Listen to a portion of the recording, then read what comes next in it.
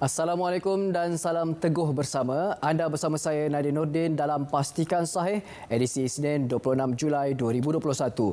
Untuk memastikan sama ada berita yang anda terima benar ataupun tidak, anda boleh salurkan ke portal sebenarnya.my. Ayuh kita mulakan Pastikan Sahih pada hari ini dengan jumlah kes COVID-19 pada hari ini. Untuk makluman semua, kes pada hari ini adalah 26 Julai 2021. Jumlah kes COVID-19 dilaporkan adalah sebanyak 14,516 kes, menjadikan jumlah keseluruhan adalah 1,027,954 kes.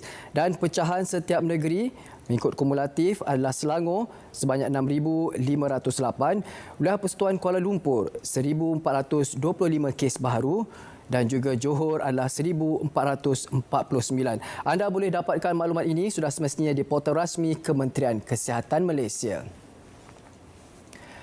Dan ini pula adalah jumlah pemberian dos vaksin pada 25 Julai 2021 iaitu hari semalam adalah 399,135 di mana pecahan pemberian dos pertama adalah sebanyak 281,481 dan dos kedua adalah sebanyak 117,654. Di mana kita lihat laporan pemberian dos vaksin mengikut pecahan di setiap negeri, kita fokus kepada 3 negeri tertinggi pemberian dos vaksin iaitu Selangor sebanyak 73,921 bagi dos pertama, manakala 27,542 adalah dos kedua. Diikuti Kuala Lumpur 43,101 bagi dos pertama dan 27,990 bagi dos kedua. Dan negeri ketiga tertinggi adalah Johor dengan jumlah pemberian vaksin bagi dos pertama adalah 35,484 dan 1,612 adalah dos kedua. Bagi laporan kumulatif pendaftaran vaksinasi pula, adalah sebanyak 19,919,192 dan kumulatif bagi jumlah pemberian dos setakat semalam 25 Julai 2021 adalah sebanyak 17,317,553. Dapatkan maklumat ini di laman sesawang vaksincovid.gov.my. Penjelasan pendaftaran vaksin. Menurut kenyataan media Majlis Bandaraya Johor Bahru MBJB merujuk kepada mesej tular di media sosial yang memaklumkan orang ramai boleh mengisi borang pendaftaran vaksin Pfizer kota TMJ. MBJB ingin menyatakan bahawa maklumat di dalam mesej tersebut adalah palsu. Malah pihak MBJB tidak pernah mengeluarkan sebarang kenyataan bahawa borang tersebut adalah borang pendaftaran bagi vaksin jenis Pfizer di bawah kota mana-mana pihak. Untuk makluman juga, Sultan Volunteer Johor Bahru membantu mendaftarkan warga Bandaraya Johor Bahru yang masih belum mendaftar bagi pengambilan vaksin, sama ada menerusi aplikasi MySejahtera atau menerusi laman sesawang Jawatan Kuasa Khas Jaminan Khas Akses Bekalan Vaksin COVID-19 JKJAV di www.vaksincovid.gov.my. Turut menggunakan platform laman web JKJAV tersebut bagi menyemak dan mendaftarkan orang awam yang belum mendaftar vaksin. Hentikan penyebaran maklumat palsu ini agar tidak menimbulkan kekeliruan dalam kalangan masyarakat. Penjelasan berhubung lapangan terbang baharu lawas Sarawak. Menurut Kementerian Pengangkutan Malaysia MOT, melalui pejabat Timbalan Menteri Pengangkutan ingin menafikan kenyataan mengenai kononnya Yang Berhormat Timbalan Menteri Pengangkutan bahawa lapangan terbang baharu lawas Sarawak memasuki fasa akhir kajian dan lapangan terbang tersebut akan memiliki Skypark untuk pesawat jet Kerajaan Sarawak, pesawat-pesawat ketenteraan daripada wilayah Persekutuan Labuan dan pesawat komersil jenis Boeing. Mohon jangan disebarkan lagi maklumat palsu ini. Isu berhubung pemberian suntikan vaksin kosong dan penjualan vaksin COVID-19 oleh orang awam. Kenyataan media Jabatan Siasatan Jenayah ingin menegaskan sekiranya penerima-penerima vaksin mengesyaki telah menerima suntikan kosong, anda boleh membuat laporan polis di Balai Polis Berhampiran dan Jabatan Siasatan Jenayah akan menyiasat laporan anda. Bagi kejadian penawaran palsu atau penipuan, penjualan vaksin di pasaran atau secara dalam talian yang bukan mengikut plan imunisasi COVID-19 kebangsaan. Orang ramai boleh membuat aduan kepada pihak polis dan siasatan akan dijalankan di bawah Seksyen 420 Kanun Keseksaan iaitu menipu. Buat si penipu, ingat, silap menipu anda yang akan didakwa. Dan buat anda sebagai pengguna, jadilah pengguna yang bijak dengan melaporkan kepada pihak polis jika terdapat sebarang penipuan mengenai suntikan vaksin atau penjualan vaksin. Tarikh vaksinasi bergantung kepada beberapa faktor. Menteri Penyelaras Program Imunisasi COVID-19 Kebangsaan PICK Hadi Jamaluddin berkata, penerimaan janji temu itu turut bergantung kepada beberapa faktor termasuk sama ada fasa yang sedang berjalan di sesuatu kawasan sudah selesai dan senarai menunggu di hospital serta klinik untuk vaksinasi. Contoh mudah yang diberikan adalah jika di Rembau, fasa 2 sudah selesai bagi mereka berusia 60 tahun ke atas, fasa ketiga bagi populasi dewasa berusia 60 tahun akan dimulakan. Dengan memberi janji temu kepada mereka yang mendaftar pada 23 Februari iaitu hari pertama pendaftaran vaksin dibuka dan akan mengikut urutan itu. Mengenai sama ada operasi lonjakan kapasiti vaksin akan dilakukan di negeri dengan jumlah penduduk yang kecil, Hadi Jamaluddin berkata ia akan dibuat berdasarkan keperluan atas nasihat Kementerian Kesihatan Malaysia KKM. Maklum balas keadaan Hospital Serdang susulan gambar viral mengenai keadaan pesakit di Jabatan Kecemasan Hospital Serdang. Jabatan Kesihatan Negeri Selangor telah menjalankan langkah-langkah kesiapsiagaan menghadapi pesakit COVID-19 terutama kategori 3 dan ke atas. Jabatan Kesihatan Negeri Selangor sentiasa komited dalam memberikan perkhidmatan yang optimum kepada pesakit dan mengharapkan agar orang ramai sentiasa mematuhi SOP norma baharu demi kemaslahatan kita bersama. Kenyataan media strategi baru mengurangkan lonjakan kes. Berdasarkan kenyataan media Timbalan Ketua Pengarah Kesihatan Awam Perhubungan Strategi Baharu bagi mengurangkan lonjakan kes COVID-19 di Lembah Kelang, pasukan petugas kesihatan akan memberi tumpuan penuh kepada perkara-perkara seperti penjagaan klinikal, pusat penilaian CAC, logistik perubatan umum dan beberapa strategi yang disenaraikan sebagai tindakan yang perlu diambil dengan kadar segera. Perhatian penuh akan diberikan bagi memastikan jangkaan keperluan bekalan oksigen, ubat-ubatan dan bekalan lain tidak terganggu. Kenyataan media kerajaan nafi penggunaan kad fizikal.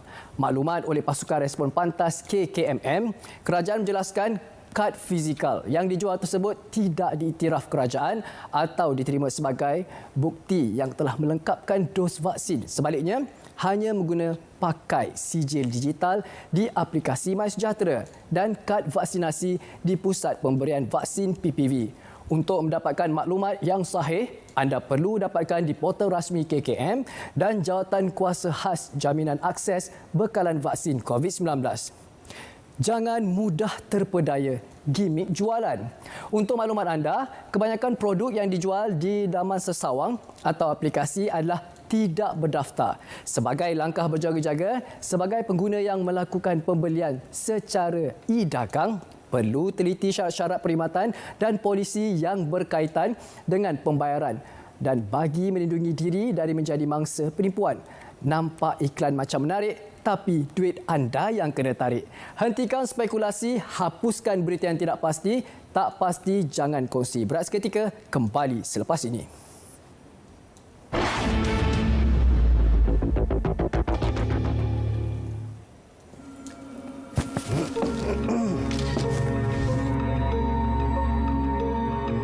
Saya Sally.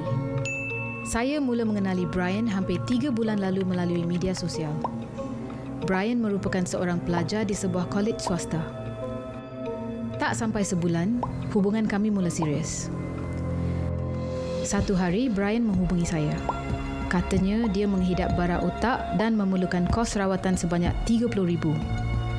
Tanpa berfikir panjang, saya pun memasukkan RM30,000 ke dalam akaun milik rakannya.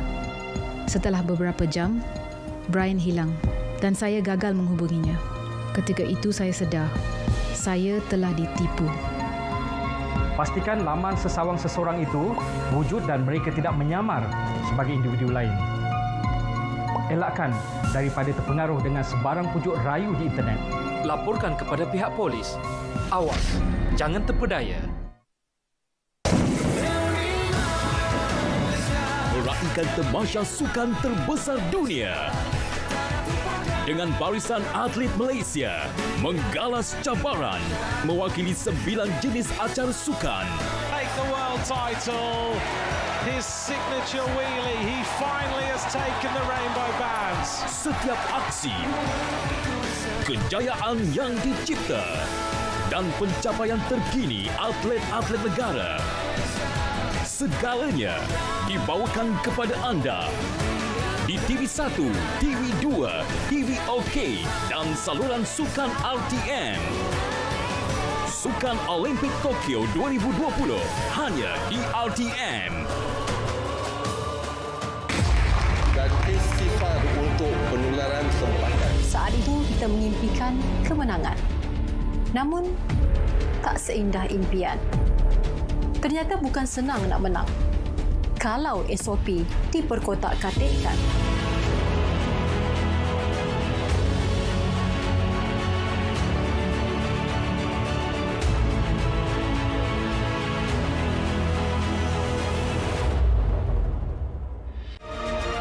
Ikuti mesyuarat khas Pegal Ketiga Parlimen Malaysia ke-14 di Dewan Rakyat pada 26 Julai hingga 2 Ogos 2021 dan di Dewan Negara pada 3 Ogos hingga 5 Ogos 2021.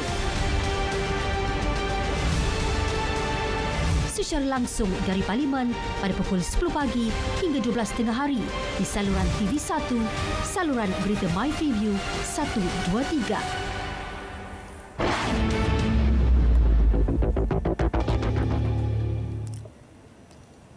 Terima kasih kerana masih lagi bersama kami dalam Pastikan Sahih. Dan seterusnya, jangan sertai demonstrasi. Ketua Pengarah Kesihatan Tan Sri Dr. Nur Hisham Abdullah menggesa semua doktor dan petugas dalam perkhidmatan secara kontrak untuk tidak sertai demonstrasi. Tunjuk perasaan itu boleh membahayakan nyawa dan juga kerjaya mereka. Beliau berkata demikian dalam satu kenyataan Facebooknya bahawa beliau memahami semangat para pekerja kesihatan mahu diserap sebagai jawatan tetap. Dan pada masa ini, kerajaan telah mengumumkan penambahan kontrak jawatan 2 tahun untuk mereka. Ia akan memberikan masa untuk pindaan dilakukan kepada Akta Pencen supaya jawatan tetap boleh diberikan untuk mencarum dengan KWSP sebagai contohnya tanpa pilihan untuk pencen.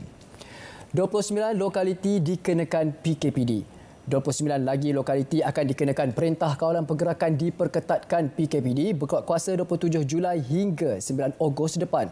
Timbalan Perdana Menteri Datuk Seri Ismail Sabri Yaakob memaklumkan PKPD tersebut melibatkan lokaliti di negeri Kelantan, Perak, Terengganu, Kedah dan Sabah. Di Kelantan, PKPD membabitkan 14 kampung di daerah Pasir Putih. 6 lokaliti ialah di Mukim Bukit Jawa, manakala 8 lokaliti lagi di Mukim Bukit Abal. Di Perak pula, 4 lokaliti yang dikenakan PKPD ialah di Mukim Ulu Selama, daerah Larut Matang dan Selama, manakala di Sabah melibatkan 9 lokaliti iaitu daerah Tanggung Sabak Tawau, Menumbuk, Kalabakan, Beaufort, Sipitang dan Ranau. Lapor kepada polis. Gunakan saluran sewajarnya andai berdepan masalah berkaitan pemberian vaksin COVID-19. Menularkan isu berkenaan di media sosial bukan tindakan sepatutnya kerana ia mampu mengundang kegusaran awam dan menimbulkan pandangan negatif. Benda ni kena buat confirmation dulu. So jangan viral perkara yang tidak betul kerana ianya akan menggusarkan orang lain. PIKAS 17,053 syarikat. Sejumlah 17,053 syarikat di seluruh negara telah mendaftar untuk mendapatkan suntikan vaksin menerusi program imunisasi industri COVID-19 kerjasama awam swasta PIKAS. Dan sasaran kita sebenarnya sejajar dengan apa yang telah diumumkan oleh kerajaan. Dan kalau kita perhatikan, Yang Amat Berhormat Perdana Menteri telah mengumumkan bahawa kita sampai Oktober ni kita nak vaksinasi penuh. Jadi bagi PIKAS merupakan salah satu program di bawah program imunisasi kebangsaan PIK. Yang dilancarkan PIKAS ni dilancarkan dalam fasa keempat PIK. Jadi kita mengikut sasaran dan matlamat yang ditetapkan di bawah PIK juga. Dia jalan secara kita kata orang ramai dinasihatkan tidak khawatir dengan pemilihan jenama vaksin COVID-19. Ini kerana kesemua vaksin yang digunakan Kementerian Kesihatan Malaysia KKM telah mendapat kelulusan bahagian regulatori farmasi negara NPRA bagi tujuan program imunisasi COVID-19 kebangsaan. Semua jenis vaksin yang digunakan ketika ini telah disahkan selamat dan berkesan untuk keseluruhan rakyat Malaysia dalam usaha mencegah pandemik COVID-19. Negara masih ada kekuatan fizikal. Inisiatif kerajaan untuk terus menjaga kebajikan rakyat menerusi pembiayaan pakej rangsangan ekonomi merupakan tindakan wajar. Pensyarah kanan Putera Business School Universiti Putra Malaysia, Profesor Ida Yassin optimis negara masih ada ruang fizikal untuk membantu rakyat walaupun dalam keadaan sukar yang dijangka. Sementara itu, penganalisis ekonomi Profesor Emiratus Dr. Bojowai Bardai menyatakan bantuan perlu difokuskan kepada golongan yang terkesan bagi memastikan perbelanjaan dilakukan dengan cara yang berkesan. Pada pandangan saya, kita masih ada ruang tersebut. Walaupun agak sukar kerana keadaan sekarang perbelanjaan melebihi pendapatan negara, tetapi kita harus mewujudkan ruang itu.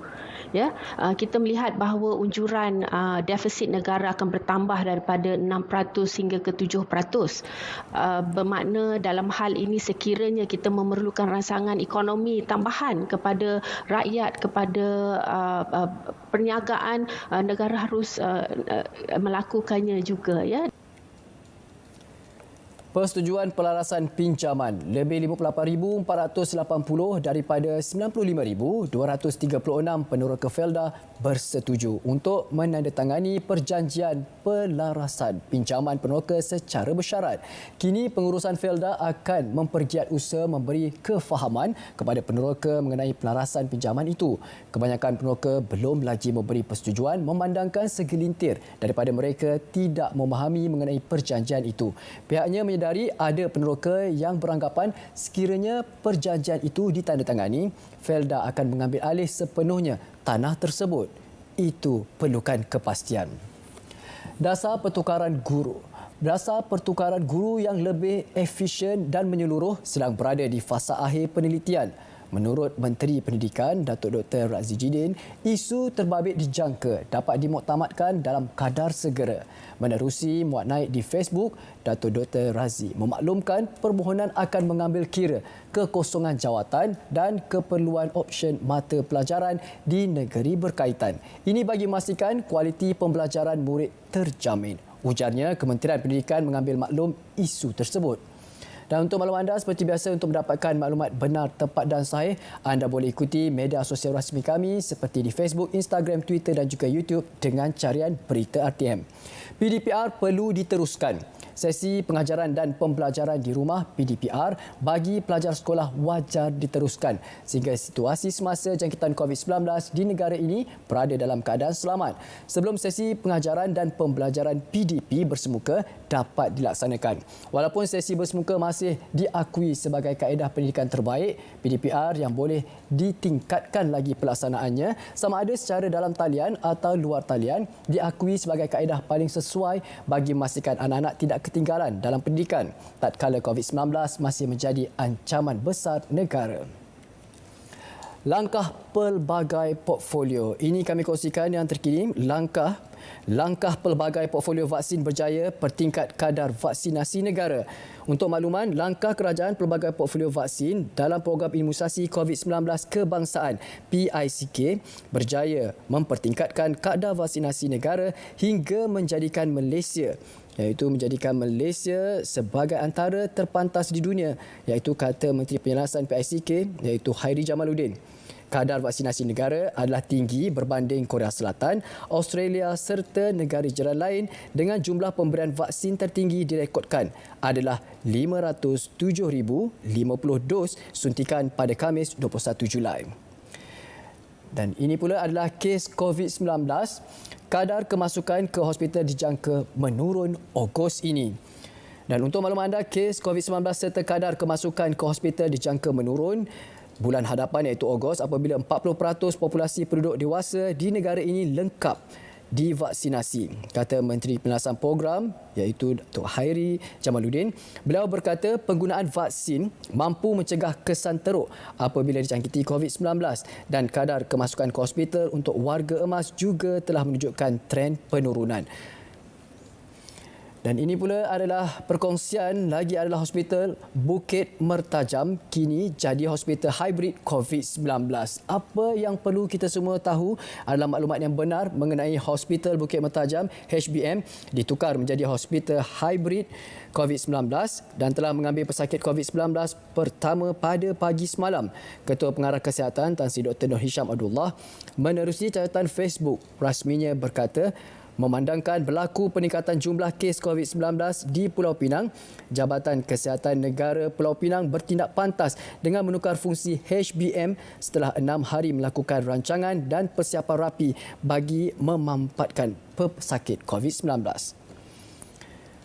Dan ini pula PKS perlu teroka kaedah baru bina semula perniagaan dalam era pandemik. Sebanyak 907,069 perusahaan kecil dan sederhana PKS di Malaysia mengharungi tempoh yang amat tidak menentu ketika ini. Dari hari ke sehari, kelihatannya amat mustahil bagi mereka untuk meramalkan apa yang berlaku seterusnya. Jadi perniagaan di seluruh negara terjejas teruk selepas penularan pandemik COVID-19. Dan hal ini usahawan perlu untuk hidup dalam keadaan norma baharu yang sudah tentunya akan banyak melibatkan penggunaan teknologi apabila perniagaan mengambil iktibar semasa penularan pandemik tersebut. Adalah sokongan daripada kita semua supaya kita membantu mereka yang memerlukan. Baik, kita berehat seketika, kembali selepas ini dalam Pastikan Sahih.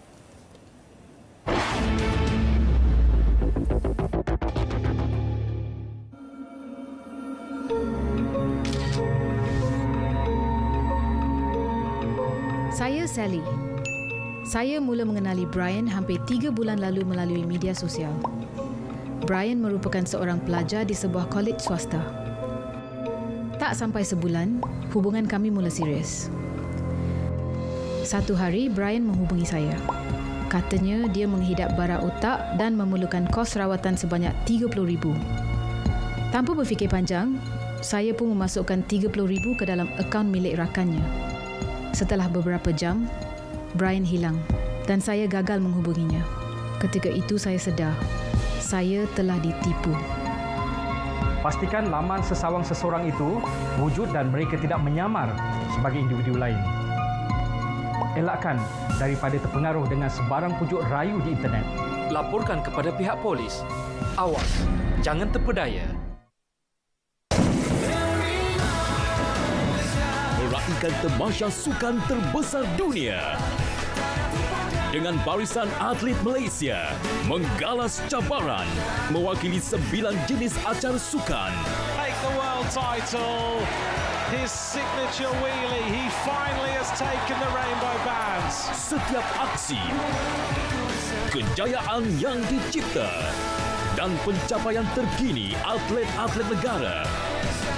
Segalanya dibawakan kepada anda di TV1, TV2, TV OK dan saluran sukan RTM.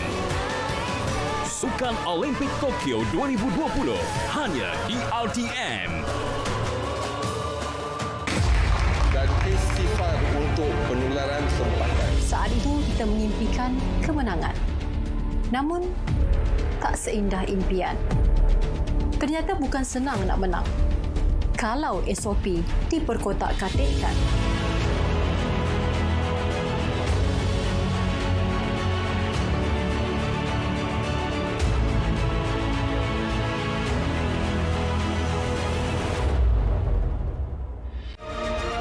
Ikuti mesyuarat khas Pegal Ketiga Parlimen Malaysia ke-14 di Dewan Rakyat pada 26 Julai hingga 2 Ogos 2021 dan di Dewan Negara pada 3 Ogos hingga 5 Ogos 2021.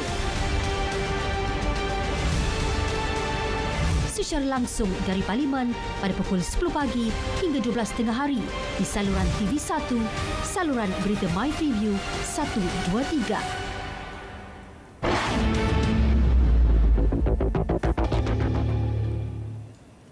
Pastikan Saya 26 Julai diteruskan lagi dengan perkongsian hebahan yang perlu kami war-warkan kepada anda. Jangan lupa untuk saksikan malam ini Bicara Naratif dengan tajuk Felda, Inisiatif Kerajaan Mengurangkan Beban Peneroka.